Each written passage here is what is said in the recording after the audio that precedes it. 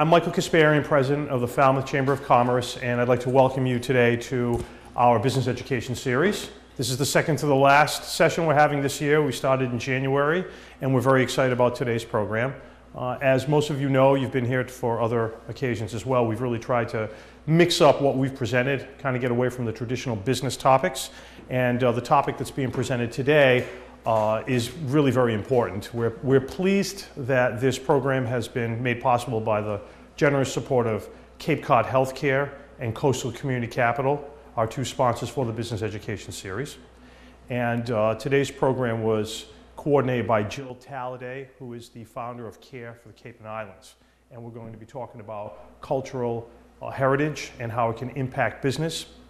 What's very interesting is that prior to this panel being assembled, we had put out press releases and all, and which had obviously prompted you folks to come here and participate in this, but we also did some radio interviews. So hopefully that's going to be out there, and we're going to raise awareness of how cultural heritage is important and is becoming even more important for tourism. And it's really appropriate that the Chamber gets out there and presents this and or provides the opportunity for Jill Talladay and the panelists to present this, because it really does impact our economy. We're excited today to have panelists from several organizations. We have the Center for Responsible Travel from Washington, D.C. that's here. We have our own Shoreway Acres Resort, which is here to speak as well. The Mashpee Wampanoag Tribe, which is rich in cultural heritage, is here also to present. And we also have representatives from the Wacoit Bay Estuary, a place that we send an awful lot of people to who come into our visitor center. So thank you for being here. We appreciate your participation. I'm sure the CARE for the Cape and Islands would appreciate your support. Please tell your friends and people who are not here that this program is going to be available on FCTV. So I'd like to introduce Jill Talladay from CARE for the Cape and Islands. So again, welcome and thank you for being here. We were here about a year ago, and Samantha from Crest was here as well, and we talked about responsible travel, kind of an overview about what responsible travel is. CARE for the Cape and Islands was created to help preserve our natural wildlife, our cultural heritage, and the environment of the Cape, and by bringing in the visitors and getting them actively involved.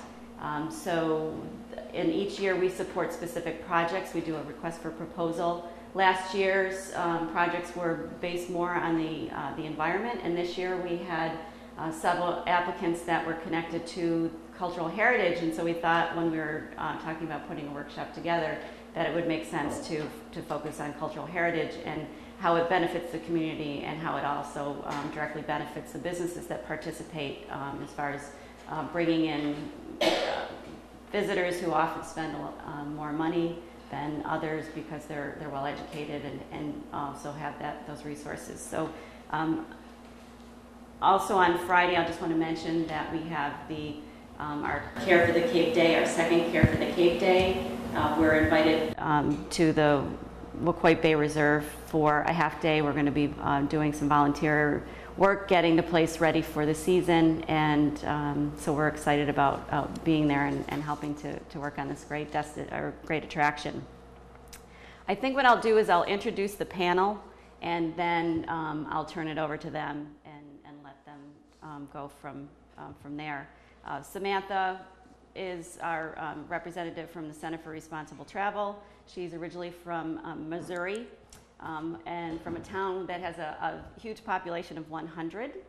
She's graduated from Missouri University in 2011, and our connection was she went on to get her graduate degree from the George Washington University in Sustainable Tourism, and then ultimately came to work for Crest, and is doing a great job, and I'm glad to have her by my side because Crest is our fiscal sponsor. Ramona Peters is a Bear Clan member of the Mashpee Wampanoag Tribe. She lives in Mashpee. She's currently the Tribal Historic Preservation Officer and Native American Graves Protection and Repatriation Act 1990 Director. She focuses on repatriation, indigenous rights, historic and preservation, and many other endeavors of the Wampanoag of the Wampanoags. Joan Muller is from the Wacoit Bay Reserve. She's the education coordinator, and she oversees the education program, including community education, interpretive programs, teaching, training, and exhibits. Her background includes work with the National Park Service, the Mass Audubon, and National Wildlife Federation, and various environmental education organizations. And finally, Dory Deneen Ketterer is the owner of Shoreway Acres Inn.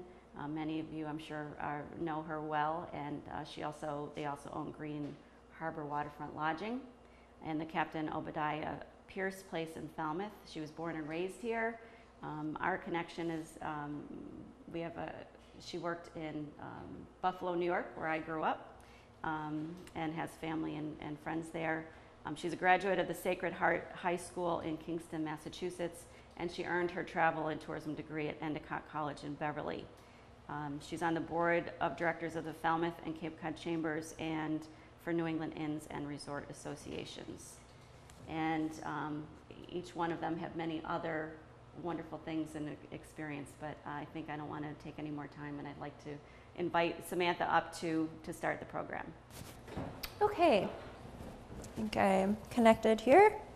Thank you so much, Jill, for that welcome and for having this panel today. It's a very important topic, especially for a location like Cape Cod that has so many valuable cultural heritage assets, wonderful, enriching experiences to share with your travelers. So I've been tasked today to give you a short overview of cultural heritage tourism and the profile of cultural heritage tourists and some examples of best practices that are involved in cultural heritage tourism programs. So without further ado, here's the presentation overview. We'll define cultural heritage tourism and its importance. We'll discuss the guiding principles. And I had the fortunate privilege of taking part in a tourism cares event at Plymouth Plantation in 2013, where we got to experience these great cultural heritage assets and help to what's the right word? Not make them better, help to rejuvenate and freshen up these assets that they had. I helped build a palisade fence, which was very difficult. But I'll use some examples from Plymouth Plantation as a case study as we're going through the guiding principles. We'll go through the profile and value of a cultural heritage tourist and some best practice examples. So, cultural heritage tourism, according to the National Trust for Historic Preservation, is traveling to experience the places, artifacts, and activities that authentically represent stories and people of the past. And this is becoming more and more sought after by tourists. At the Center for Responsible Travel, one of the projects we do annually is a compilation of the most recent studies on responsible travel, which includes environmental and cultural heritage tourism. And we're seeing an increasing demand for this kind of tourism because people are looking for authentic, non-homogenized experiences that they can't get elsewhere. So if your destination can offer something that's different and that has character, then you are setting yourselves up for success with this new wave of tourists who are maybe tired of the same sun and sand tourism they've experienced in the past and are ready to learn something new and have a new experience. There are 5 guiding principles to a successful cultural heritage tourism project. Collaborate, find the fit within the community, make sites and programs come alive, focus on quality and authenticity, and preserve and protect. And we'll go through each one of those now. Collaboration is very important, and this is something that needs to happen within the community where you're living. No successful tourism ventures have ever happened on their own. They've had help along the way, they've built partnerships, they've collaborated with other businesses in the community, they've had support from the government. So it's very important putting together a cultural heritage tourism program, as I'm sure you'll learn from a lot of the wonderful panelists I have behind me, that partnerships are very important. And this helps to develop local support. And that way, whenever someone comes to visit Cape Cod, you'll have a whole army of people throughout the Cape telling a tourist, well, have you experienced this yet? You should go there. Have you heard about this place? It has a really great experience. And so if locals know about what you're doing and are on board with it, they're much more likely to be an ambassador for you and to help to grow your cultural heritage tourism. It also brings together partners who might not have worked together before and allows you to collaborate in ways that you might not have thought about before. So I encourage you to think outside the box of who some of those partners could be to develop these cultural heritage tourism programs. Regional partnerships also work really well, which you already have a very successful program at the Cape, connecting all of the communities within the Cape. So that's a great foundation for successful programs. Finding the fit within the community, and this needs to be a balance between the residents and visitors to ensure that the cultural heritage tourism benefits everyone. It's important to understand that the kind and amount of tourism your community can handle is a very important factor. Some types of tourism are not appropriate for every place, and cultural heritage tourism tends to focus on quality of visitor more than quantity of visitor. So you're wanting to bring in those high-value tourists who are willing to spend more time within your communities, shop at the local businesses, and actually input the tourism revenue into your community. I always like to use the example, would you rather have 10 tourists who spend $100 a piece in your community or 100 tourists who spend $10 a piece in your community? The 10 tourists who are spending more money will have less of an environmental impact while they're here, and they're also the ones that are seeking out those more localized, enriching experiences. Make sites and programs come alive. This is really important, and this is something that I think Plymouth Plantation does really well as an example.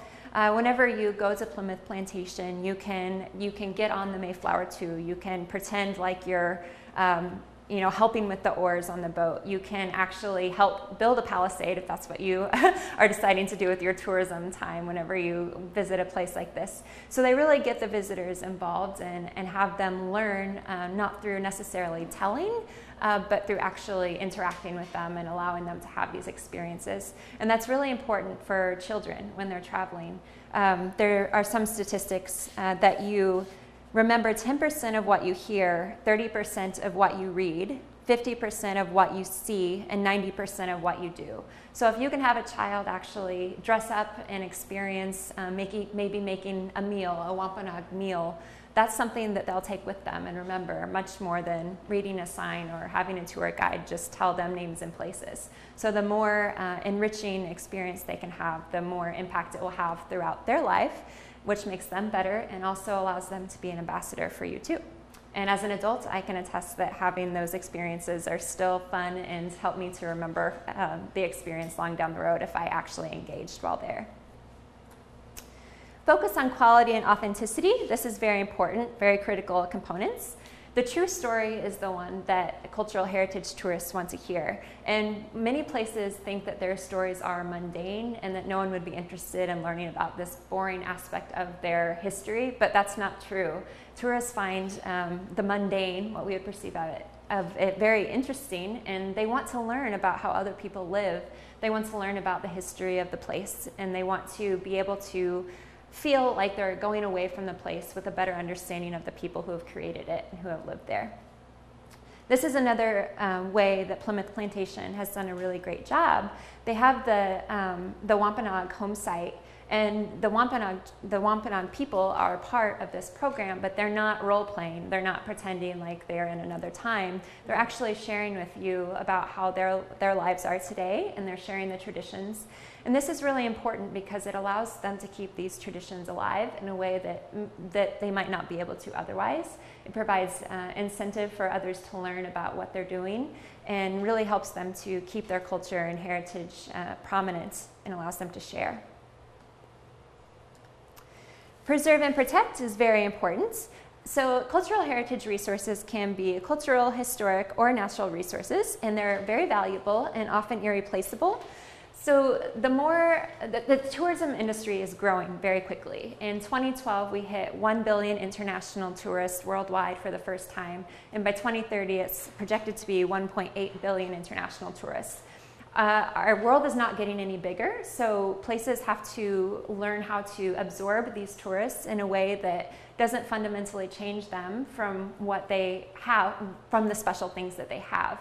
A lot of places are getting more and more fast food chains, McDonald's, the mom and pop stores are kind of being pushed out. So places that are able to hold on to those unique, charming aspects of them will do very well into the future because they'll have something that other places do not have. So preservation and protection is very important.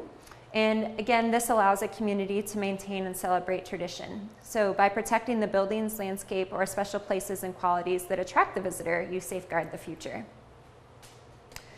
And cultural heritage tourists are valuable. 78% of US leisure travelers participate in culture and or heritage activities while traveling.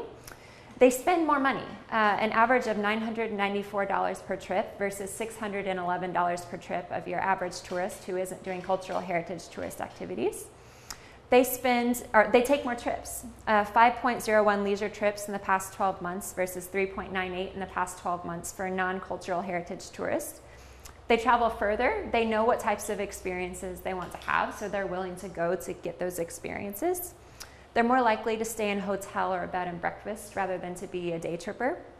And they stay longer, 5.2 nights versus 3.4 nights for other travelers. And they're often trying to hit multiple different cultural heritage sites on one trip. So like you have in the Cape where you have multiple cultural heritage resources, it's fantastic to have, trails designed so that the tourists can know all of the different activities that they can take part in while they're visiting.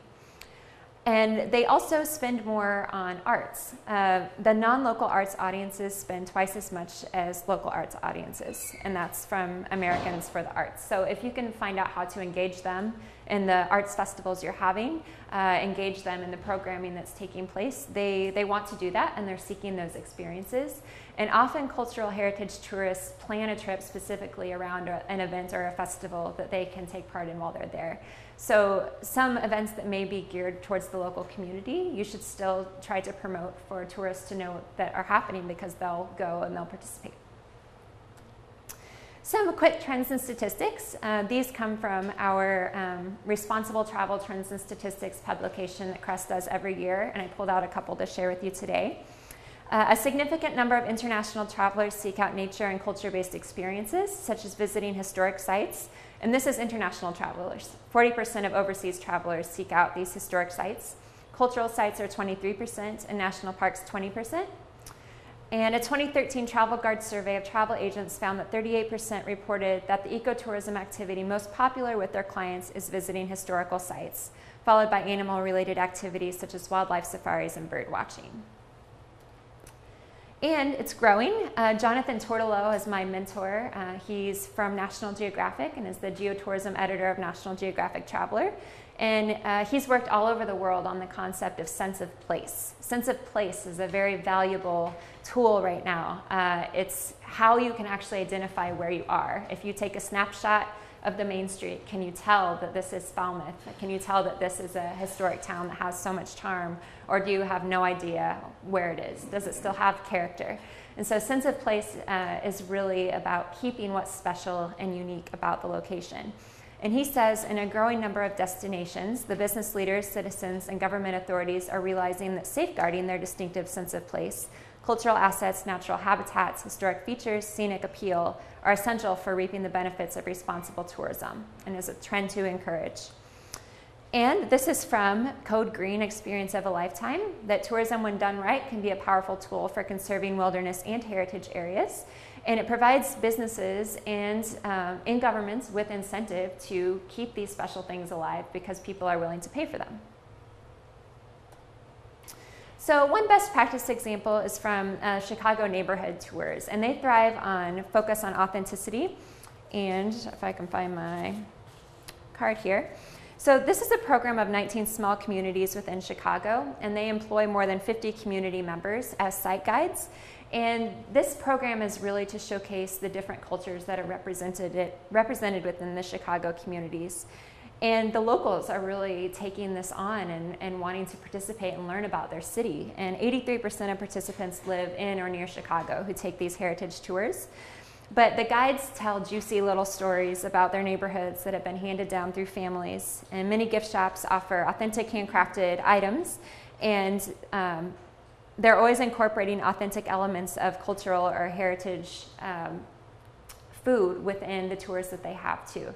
So whenever you go, you actually get a little piece of this culture from the local person, and that's important that they can actually share human interest stories. People love human interest stories. The next best practice example is from Civil War Trails, and they thrive with Find the Fit.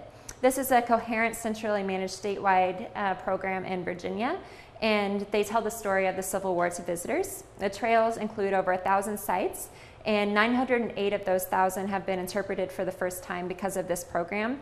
And they allow locals and historians both to tell the story of what happens at this site. And the professionals who are working on the Civil War project compile all of these responses from the locals and from the historians to build the story. And the locals are involved in telling that story and are actually the ones who sign off on what is actually presented for the visitors. So they play a critical role in the whole process, and that's very appreciated by the locals. So they are more willing to be a part of the program and to make sure that it continues into the future. So in conclusion, cultural heritage tourism is one of the fastest growing travel sectors. Cultural heritage tourists spend more money, and they set up partnerships to focus on quality and authenticity, preserve and protect. That's a sure way for success, and involve visitors and the community. And you'll be good to go with cultural heritage tourism, and I think the Cape's in a great position. Final picture of me here helping to build the palisade at Plymouth Plantation. It was very hard work, but I will always remember it, and it's one of my favorite travel experiences, and right here from the Cape. So that concludes my presentation, and I'm excited to turn it over to these great examples that can tell you about. Is Ramona next? Ramona. Well, I didn't quite realize I was next, but here I am. And good morning, everyone. Good morning. And so I'm here to present to you just a couple of places that we are prepared to welcome visitors, to introduce them basically to the Mashpee Wampanoag tribe. Now my slides are going to just continue to loop, I think. So we have, I'm sorry, I didn't. Do you want them to do that or no? No. The two places that I'll present are here at what we've called the Indian Museum, since it goes way back. It is a historic building.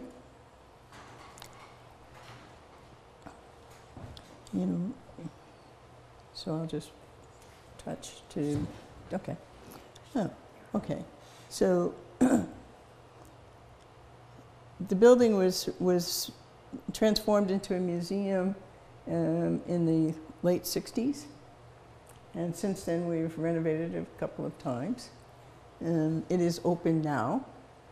We're trying to present a full year program, but right now we're just focusing on the summer season, where the vast majority of people come to the Cape. But we do have special programs that can be arranged all year round. And we have staff that will design a program, an educational program, specifically for your group. We do school groups and summer camps, and larger family groups. Sometimes a very large family might come together, and so we design a program to introduce them to three different aspects of our interior. Right now,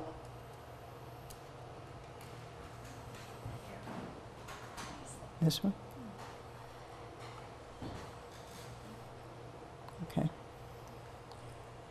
So we have outside, we have a lodge called the Witu. This lodge was just built last year, is bark covered. It's somewhat what you would see at Plymouth Plantation, except that it's larger. Larger for a single family dwelling. We made it this way so that we could accommodate a large school group, or not a bus load, but a good amount of people can come in and sit around the central fire. We also have a little picnic area where, with another fire outside, where cooking demonstrations happen. We allow the folks to participate in preparing, largemouth bass on the spit, or crushed corn. Children love to crush the corn in the pestle and mortar. These experiences they don't actually have often. To make corn husk dolls. There's small programs like that are hands-on. And a description, of course, of how the lodge was constructed and what's inside and why it's there and who would use it. We have these special events and programs where people, just what I was talking about, where you can see on the left a small, a group where there is a discussion, not just a discussion, but a demonstration as well. It has some singing, a number of different activities. We have a language program as well that for preschoolers that come twice a week to the museum.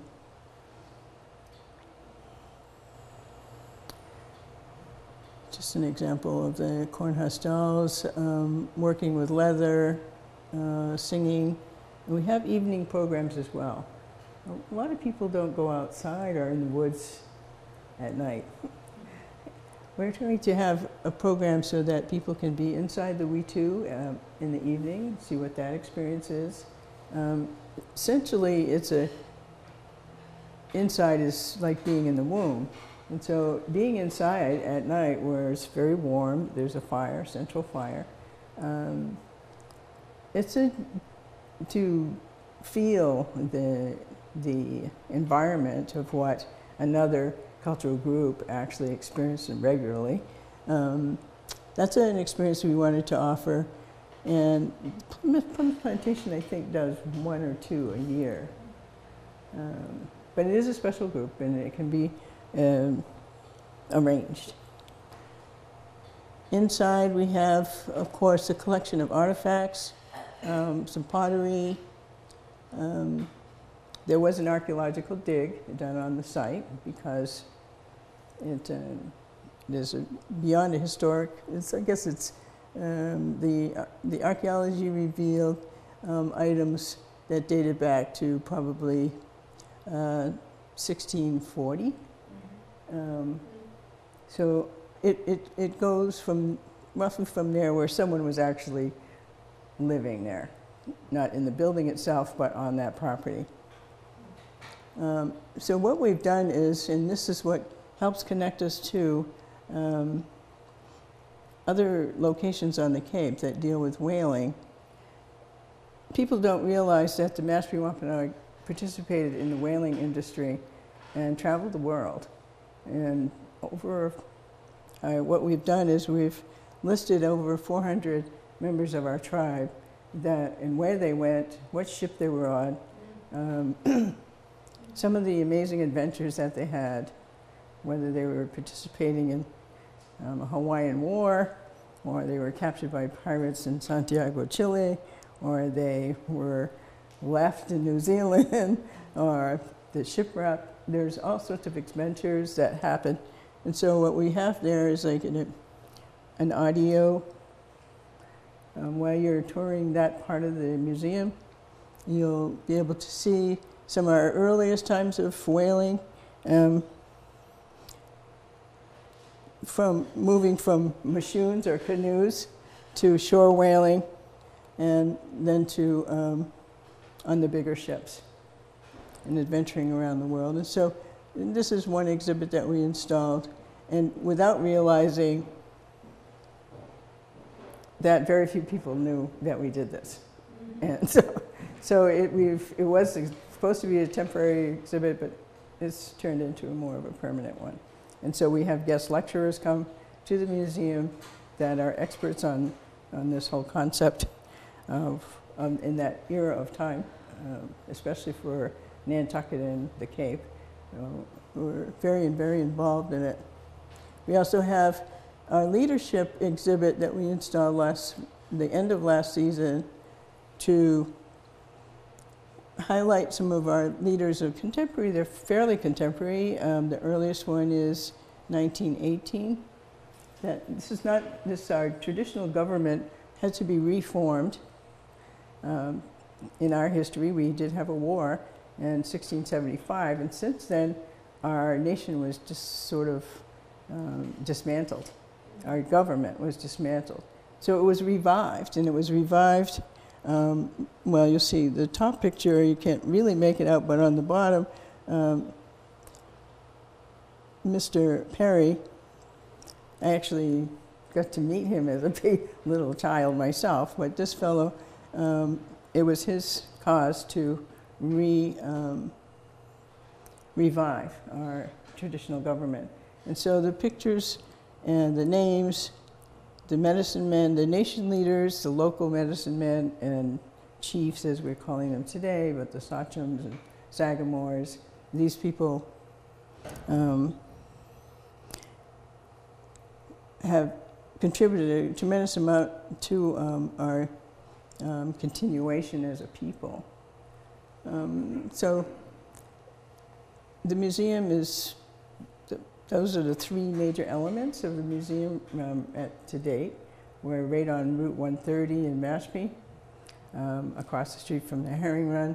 The property actually goes to the edge of the herring run, and so right now we have highlighting the fish, and there's activities for the children and for the visitors interacting with the fish in the run and what comes next, and bringing them out into the South Cape beach area where the bigger fish will be following the herring. We also have opened the Old Indian Meeting House for visitors. Both of these buildings are on the National Historic Register, so we have a good amount of international flow. We keep a guest book in both buildings and sort of track what's going on there, and it's pretty amazing how many people actually seek us out because of the National Historic Register listing. We had the building remodeled, or not remodeled, but what do you call it? Revitalized. So the earlier picture, it has the two doors, one for the men, one for the women. It's now I consider it pretty fabulous. Even though everything is back in, they took each board, numbered it, removed it, repaired the building, and moved everything back in. I don't have a photo of the interior just because of time, but please visit and see. We do have a lot of activities there. Just last weekend we had the Wampanoag New Year. Our New Year begins in the spring, not in the middle of winter. But so that event happened. We have 5 annual events where we invite the public for food, and partly the food is now being served in the new government center that we have in South Mashpee. But the initial event happens here at the Old Indian Meeting House. There's also, it's a very old cemetery there, and that actually brings in a lot of people too. They like to go around and see if they can find the oldest stones and who those people were, and sometimes there's the biblical inscriptions on them. There's a lot of interest that I myself haven't really done a survey or had one done to find out why and what it is, but we have started to clean the stones and limit the rubbing because it challenges preservation. But it is something that, I mean, all of our towns on the Cape have these ancient cemeteries. And we also added a modern restroom in the, that is ADA compliant. Both buildings are.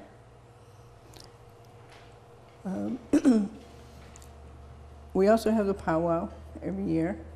That brings in probably about 15,000 people a day. It's a huge event that we've been having at the Barnstable Fairgrounds. And so we're bringing in lots of tribes to celebrate with us on an annual basis. There's competitions and lots of variety of food and craft.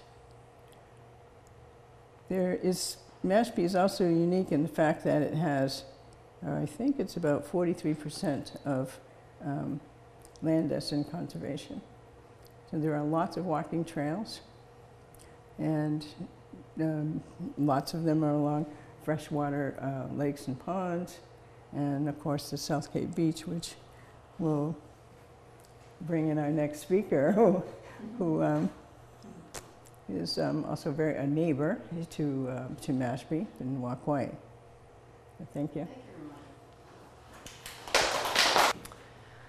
Well, hi, I thought I'd start off with an aerial view of where the reserve is located, and you can see Waquai Bay, and you can also see why it's an estuary. It's protected in this area here, and the fresh water from the land is coming out into the bay, and it's mixing from the salt water from the sound, and it's protected by Washburn Island and South Cape Beach, and our headquarters area is where we call the head of the bay up there, and Route 28 would be just be skimming right in front of where we are there.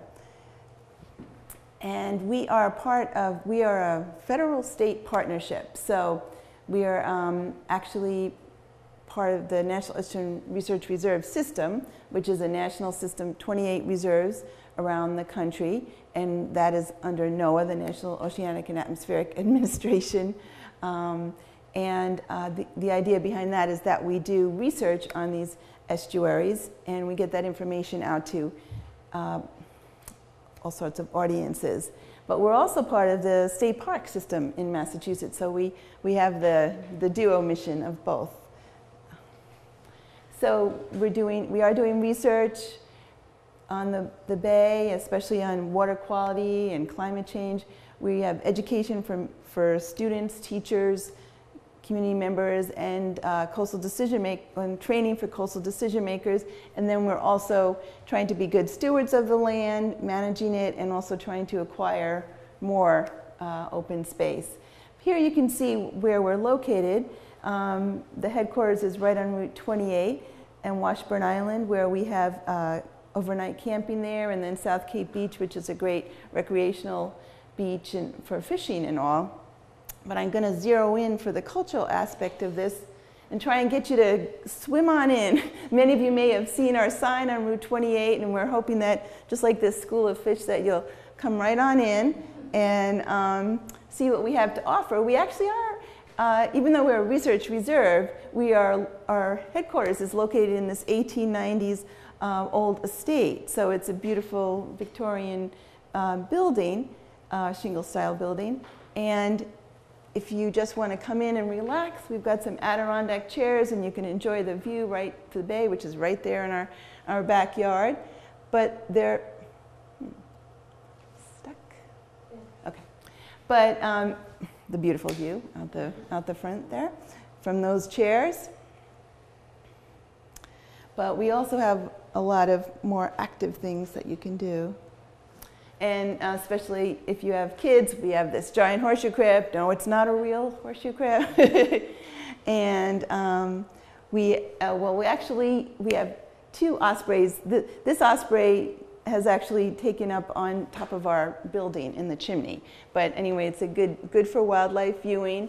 And for the historic aspects of our different buildings, we have little placards so people can know what they were once used for. And we also have a nature trail, but it also includes historic aspects and cultural aspects. And there's a little spur that goes off to the Bayview Cemetery, which is right next door, which is, again, as Ramona said, it's interesting to explore and find that out. And then we have we call it the Tread Lightly Trail with a little scavenger hunt or a puzzle types of thing where people can find out different things to do to reduce their own footprint, but also get examples of what we're doing while walking around our area. And then we have it's a WeToo, but it's just the frame. And this again is a collaboration with the Wampanoags. And we are rather pleased that the Care for the Cape organization has given us a grant so that we can start to put some covering onto the WeToo. But it's, again, a place of a lot of activity, and sort of people gravitate right towards it when they're here. There are a lot of hands-on active things for kids to do in the summer. Friday and Saturday mornings we have where they just anybody can come and join us down to the bay and do seining and looking for creatures. There are more organized programs where you need to sign up ahead, but we also have a junior ranger program every week, so we have a lot to offer for kids and also for families of all ages. On Tuesday we have evenings in July, we have evenings on the bluff, sort of something entertaining. People bring a picnic dinner to enjoy that. In August we have an event called the Watershed Block Party, which is good for all ages, and where different organizations come, and again we have hands-on things that people can do to learn, but to also experience the place. We're also open in off-season, but only Monday through Friday, just as a reminder. And you can see it can be quite beautiful in all seasons. And so we hope that to encourage you to come, and if you have people who are staying at your bed and breakfast or your motels, that you can let them know about us just for a few upcoming things. And this one's very related to the cultural heritage, actually, is that Washburn Island was used for training during World War II, and for on Memorial Day we're having a special program for people to learn about the history, that particular history. It's a walking type of a program. You want to pass those around. And also, just to let you know that the Mass Parks, the state park system now has an app, so people can look all things up on their smartphone. So maybe you want to tell your visitors about that. And we have, we'll pass around, this is, has the information about the reserve as well as a map in the center. And I brought a lot of copies of this, so you can take multiple copies, or if people weren't here today but you have a motel or a bed and breakfast or campground or something, these are just rack cards that have the basic information. That take as many of those as you can help hand out. And I just wanted to also say, in addition to, in order to help us to preserve this wonderful place that we have on Cape Cod, in addition to inviting people to come to our place and help us to educate people, you can do some permanent things in your own place, such as the Cape Light Compact.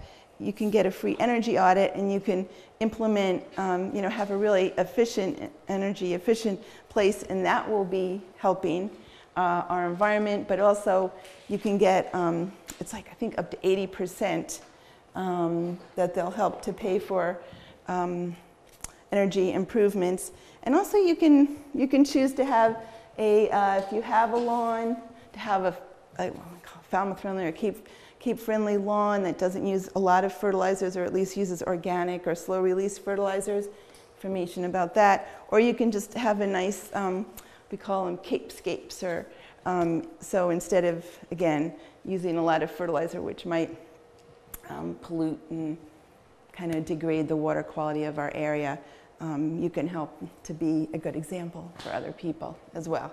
So, thank you. So I'm Dory Ketterer from Shoreway Acres Inn here in Falmouth, and I think, if you don't mind, I do not have a PowerPoint presentation. My topic is more about the packaging and the marketing of cultural sites and all of that in conjunction with my inn. So rather than show about my inn, I'll talk about the packaging that we do, and I have handouts for everyone that you could take with you. If you don't mind, I'm just going to sit so I'm able to get to my props here.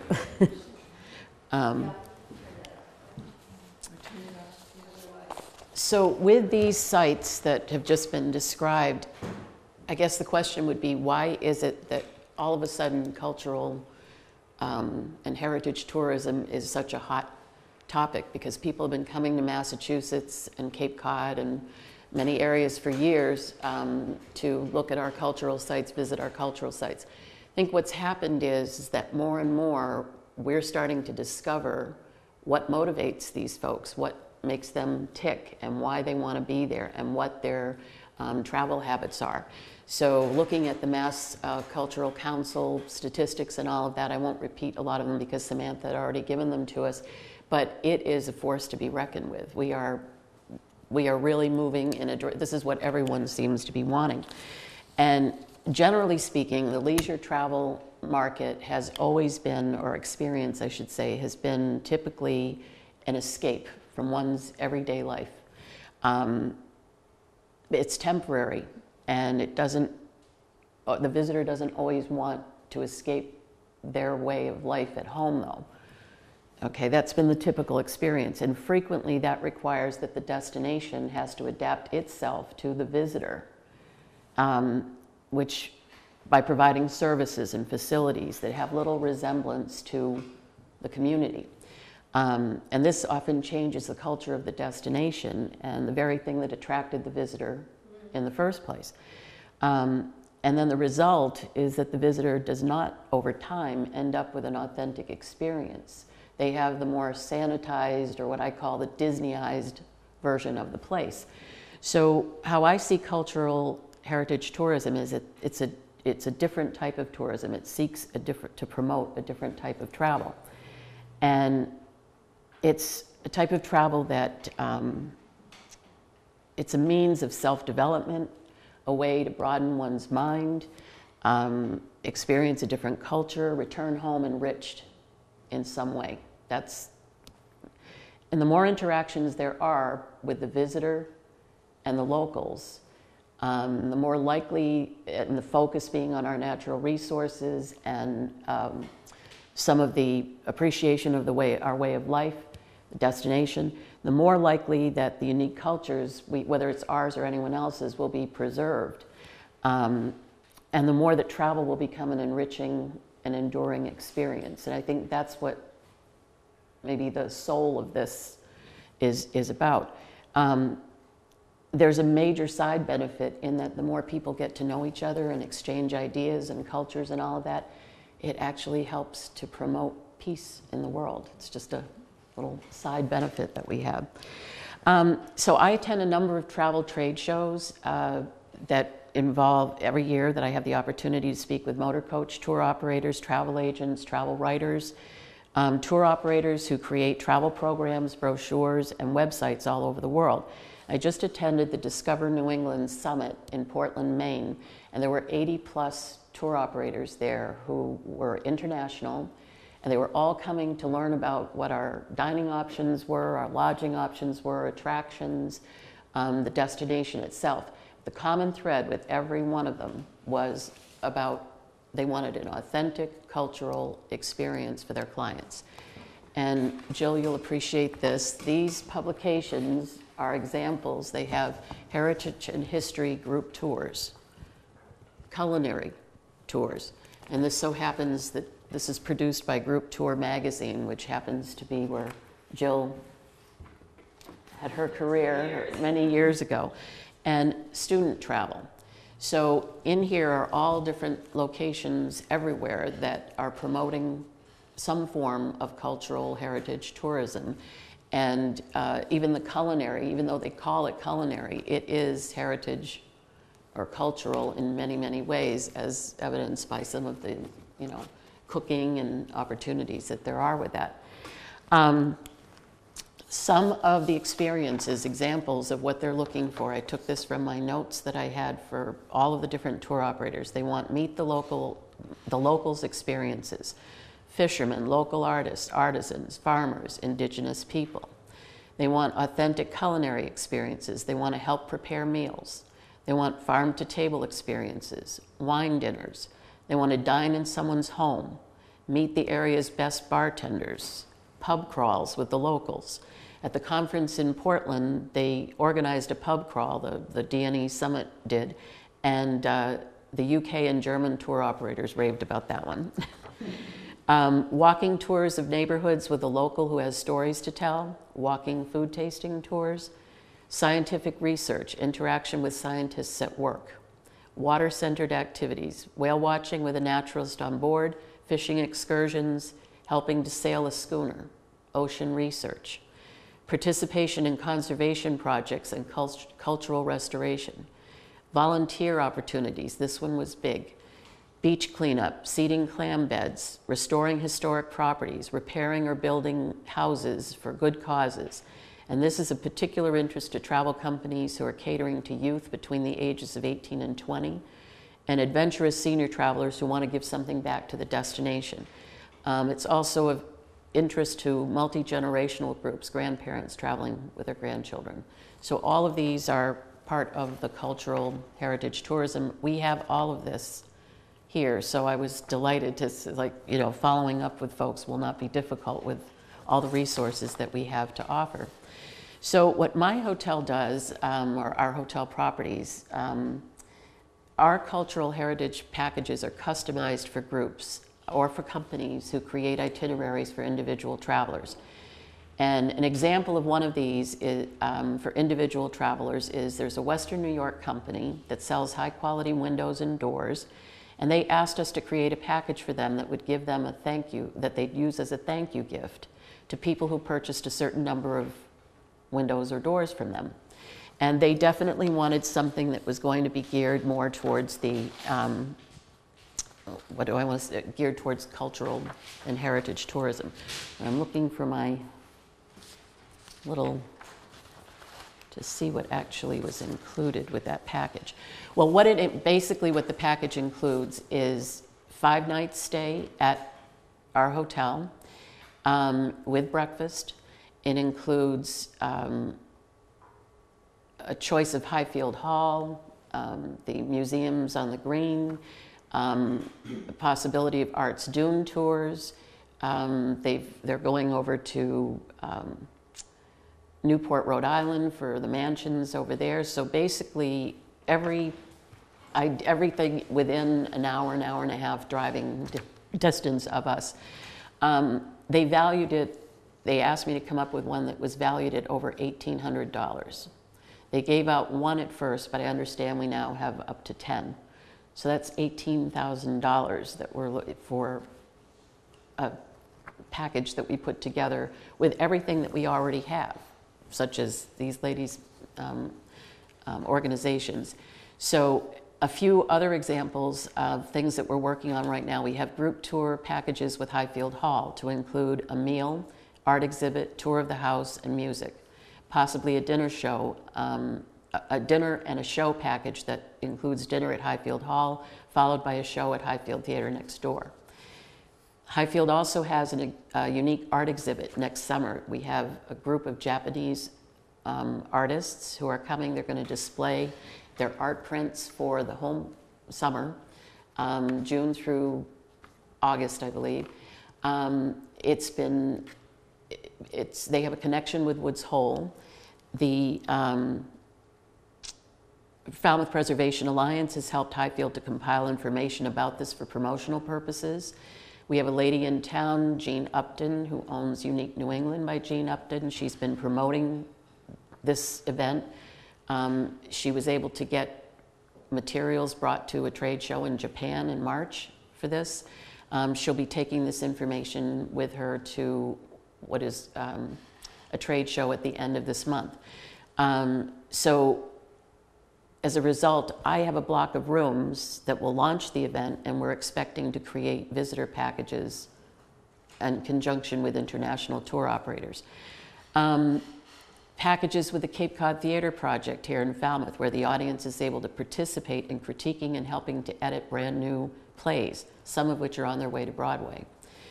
Falmouth Museums on the Green has opportunities for motor coach tours and family reunions, and we'll be meeting with them to create packages. The Falmouth Preservation Alliance is in the process of creating a series of heritage trail maps, and that will include all the villages of Falmouth. And this is going to give us numerous opportunities for promoting or for marketing Falmouth as a cultural and heritage tourism destination. And our properties will be creating packages that feature many of the historic sites that are on the map. Care for the Cape and Islands provides us with numerous marketing opportunities, some of which help us to make a direct sale, and some which just helps to set us apart with a decision maker because they want to do business with us. They see us trying to give back to the community. we started out with bicycle tours with CARE, and where we were collecting or looking for donations for $1 a room night, which would go to CARE because one of their projects was the Shining Sea Bikeway here in Falmouth. This season, we're placing a page about CARE in our room directories at both properties. We're encouraging our guests to contribute at our front desk and through our website. And we're also offering wedding couples the idea of making a contribution to CARE in lieu of buying wedding favors that are often thrown away. So this is all through CARE, just collaborating with them or with Jill to be able to make some of these things happen. And at the last 2 trade shows I've attended, tour operators have expressed an interest in hearing more about volunteer programs that CARE can organize for them. So I'm incorporating that into my follow-up with all of them. B&Bs are especially good at unique packaging, so I would encourage anyone who is in the arts and cultural community that they're precisely what the cultural experience that so many of these travel planners are looking for. So I would encourage arts and cultural organizations to reach out to the B&Bs. They probably would come to you already, but some of them may not know that you even have what you have. I mean, certainly some of the things you've shown today, that was something for me to learn about. That's the smaller type of lodging facilities. The larger side, I mean, I'm sort of in the middle, but you have Catania Hospitality Group. They own the Cape Cod Hotel in Hyannis, the Daniel Webster in Sandwich, the John Carver Hotel in Plymouth. And they offer care projects to, Care for the Cape and Islands projects to prospective corporate and student groups. And I think that they recently did a beach cleanup project with you, Jill, and Jill organized that for them with an educational component built in. So I'm looking to piggyback on that and create some packages myself. In preparation for today's workshop, these ladies and I met with Jill to discuss our topics. And in the process, we brainstormed possibilities of partnering together to create some unique packages. I just mentioned this because it was while we were sitting there waiting to get started and we started brainstorming. So one that we came up with, we haven't finalized any of this yet, but we just talked about it, you know, might be to include a visit to the Wampanoag Indian Museum in Mashpee, maybe shell fishing at the Wacoit Bay Reserve, followed by a lobster clam bake on the lawn at Shoreway Acres, hopefully with some clams that they dug up themselves. And maybe the group might be able to help prepare the meal while learning the history of it. And we might be able to include Earl Mills' Cape Cod Wampanoag cookbook as a gift item for members of the group to take home as a souvenir. That was a package that we just brainstormed about, haven't finalized it yet, but it was just an idea that we had. So it's really a matter of taking inventory of the resources that we have to work with, and we have so many, and getting creative with the way we mix and match them to suit the interests and needs of our visitors as well as ourselves and our destination.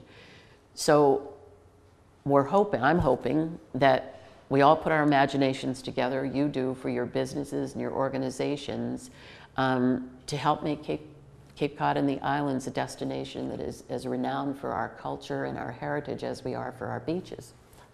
And I thank you for the opportunity to speak with you. And I have a handout listing local, national, and international resources that are probably a lot of that you would have as well, Samantha. But there's also a handout listing 10 ways for the arts and cultural community to tap into tourism. So I have those there. Thank you.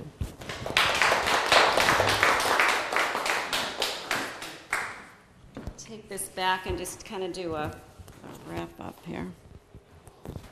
So again, I thank everyone for being here. I hope that the people who are seeing this now are going to recognize all the things that we have in our own backyard.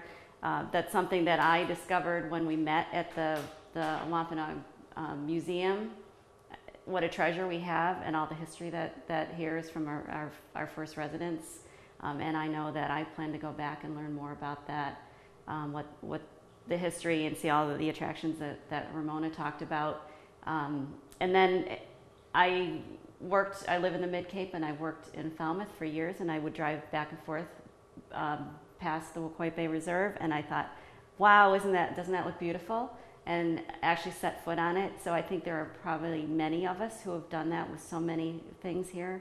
So I encourage the local residents to take advantage of everything that we have to offer. I think what was reinforced today is there certainly is the demand from our visitors for this type of product, as well as for those of us who live here. And we already have so many things. It's just a matter of putting them together in a means that are really interesting to our visitors and also to our residents who want to take advantage of, you know, a staycation and just see what there is to have here. So, and just to remind you again, that Care for the Cape and Islands is really about offering or giving people the opportunity to provide their time, talent, and treasure, meaning to come here and to do volunteer and give back, to donate some of their financial resources, and to provide their expertise to help benefit our community and help keep this place as fabulous and beautiful as it is.